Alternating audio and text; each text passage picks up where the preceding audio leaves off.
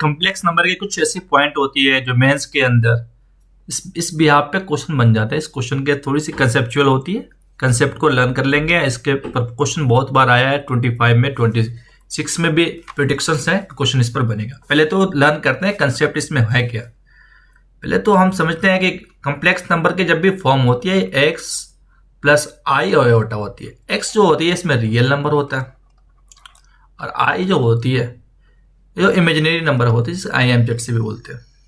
और एक यहाँ भी एक फॉर्म होती है r exponent power i theta होती है, आई आयोटा होती है, थीटा मॉड्यूल्स के अंदर एम्पलीट्यूड कॉम्प्लेक्स की बात करते हैं। जब मोड के अंदर सिंपल z1 प्लस दो कॉम्प्लेक्स नंबर को ऐड करते हैं मोड के अंदर, तो ग्रेटर होता है जब दो एक साथ ऐड करने पे, या दोनों कॉम्प्लेक्स z1 प्लस z2 एक मोड में है और यह सिंगल मोड में। और जब डिवाइड में होती है z1 तो पैरेलल में आता है।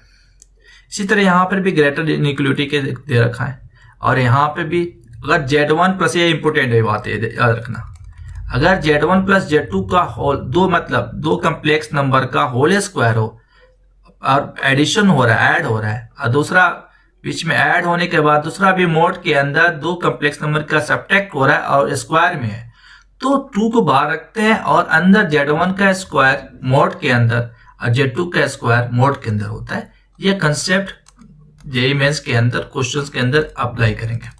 इस अभी थोड़ा सा कंसेप्ट समझ रहे हैं, अगला में वीडियो के अंदर क्वेश्चन करेंगे।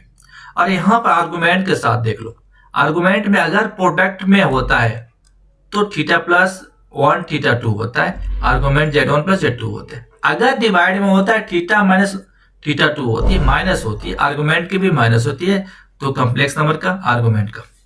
और यहाँ जितना भी पावर हो, कुछ भी हो, इंटीजर हो, ये याद रखना बस। अगर आयोटा का पावर 4 के का इंटीजर होती है तो 1 आएगा, k प्लस 1 आ रहा है, 4k प्लस 1 आ रहा है तो आयोटा आएगा, फिर 4k प्लस 2 आ रहा है तो माइनस, इसी तरह k प्लस 3 माइनस हुआ। सिंपल बात है। इसे लेमडा के साथ ये सारा एक बार फॉर्मूला लर्न कर लेना, समझ लेना, क्योंकि इस पर क्वेश्चन हम कराने वाले हैं।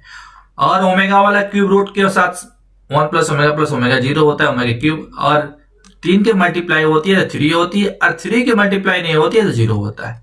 एक बार सारी चीज को लर्न कर लो, इसी बिहाफ पे सारा क्वेश्चन हम बनाने वाले हैं।